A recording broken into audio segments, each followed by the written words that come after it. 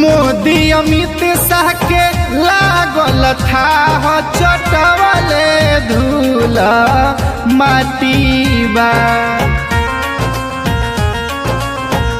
मोदी अमित शाह के लागल था चटवले धूल माटी बा। अरे हर जन जन के दिलावा पराज करत को करो चपाती बा। अरे हर जन जन के दिलावा पराज करत को करो चपाती बा।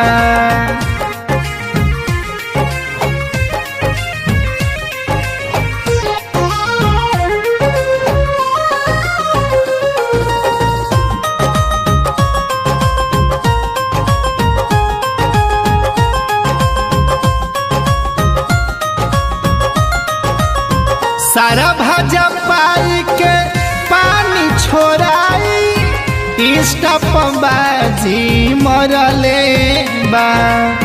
सबका से सुपर सबका से ऊपर झंडा अपन गरले बा।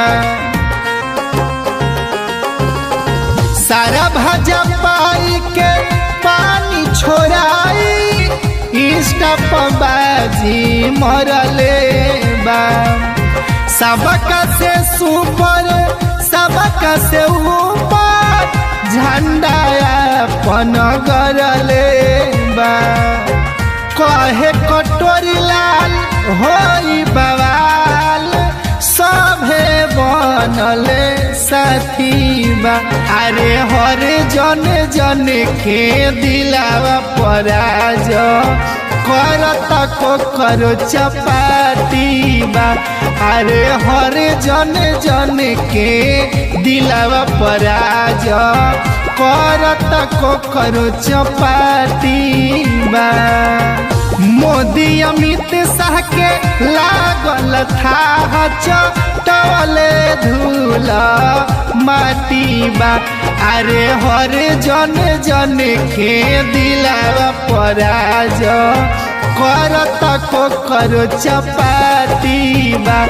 अरे हर जन जन के दिलावा पराज करत को करो चपाती बा।